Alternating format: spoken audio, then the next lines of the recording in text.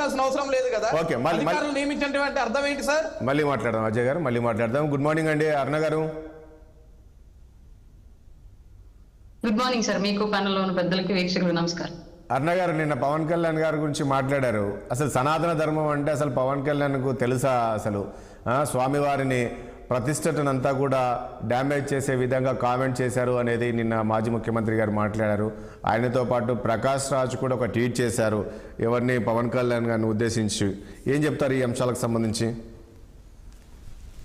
Sir, ప్రధానంగా ఇవాళ నిన్న మాట్లాడినటువంటి జగన్మోహన్ రెడ్డి గారికి కానివ్వండి, లేదంటే ప్రకాష్ రాజ్ గారికి కానివ్వండి, హిందూ ధర్మము అలాగే సనాతన ధర్మం గురించి ఎంతవరకు అవగాహన ఉంది అన్నది ఫస్ట్ మనం ఆలోచించాల్సిన విషయం. ఎందుకంటే వాళ్ళిద్దరూ అసలు హిందూ ధర్మాన్ని కానివ్వండి, సనాతన ధర్మాన్ని కానివ్వండి పాటించేటువంటి మతతత్వం ఉన్నటువంటి వాళ్ళు కాదు. ఆ విషయం మన అందరికీ తెలుసు.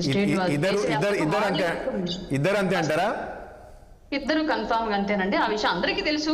మీరు మళ్ళీ ఇప్పుడు కొత్తగా మీడియా ముఖంగా ఇద్దరు అంతే అంటారని ట్యాగ్ లైన్ కిందే వేయాల్సిన అవసరం లేదు. దేశం మొత్తం తెలుసు ఫస్ట్ విషయం. రెండోది, వీళ్ళు నిన్నటి నుంచి బాల్య వివాహాలు సనాతన ధర్మంలో భాగం, మనుధర్మం సనాతన ధర్మంలో భాగం, సతీ సాగమనం సనాతన ధర్మంలో భాగం, వీటన్నింటినీ పవన్ కళ్యాణ్ గారు ఎంకరేజ్ చేస్తారా అని చెప్పేసి అంటే లేని బురదను చల్లే ప్రయత్నం చేస్తూ ఉన్నారు. జనరల్ గా తెలియని వాళ్ళకి ఆ మాటలు మాట్లాడుతున్నటువంటి సోకాళ్ళు మేధావులకి ఒక్క మాట చెప్పాలనుకున్నాను.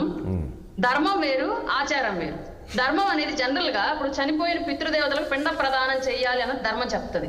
ఆచారం అనేది ఒక్కొక్క ప్రాంతము, ఒక్కొక్క కమ్యూనిటీ, ఒక్కొక్క ఏరియాలో పాటించేటువంటి విధానము, కులాలను బట్టి ఆచారం ఉంటుంది. పితృదేవతలకు పిండ ప్రదానం చేయడం అనేది ఇప్పుడు నా కమ్యూనిటీలో ఒకలా చేస్తారు, మీ కమ్యూనిటీలో ఒకలా చేస్తారు, ఉత్తరాంధ్రలో ఒకలా చేస్తారు, తెలంగాణలో ఒకలా చేస్తారు, రాయలసీమలో ఒకలా. ఇది ఆచారం.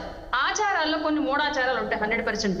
ధర్మం అనేది మూఢాచారాలను త్యజించుకుంటూ ఒక్కొక్కటి మార్చుకుంటూ కాలగమనంలో ఆధునికత అనేది పెరిగే కొన్ని కూడా కొన్ని మూఢాచారాలను తొలగించుకుంటూ ధర్మాన్ని కాపాడుకుంటూ వస్తున్నాం ఇప్పటివరకు భారతదేశంలో. కానీ వాళ్ళు కొత్తగా ధర్మాన్ని కాపాడని మహాప్రభు అంటుంటే కొత్త వాదం తెర మీదకి తెచ్చారు మన వైసీపీ మేధావులంతా కూడా కలిసి నిన్నటి నుంచి. మనువాదం అంటారు, సతీసాగమనం అంటారు. సతీసాగమనం భారతదేశంలో ఉందా?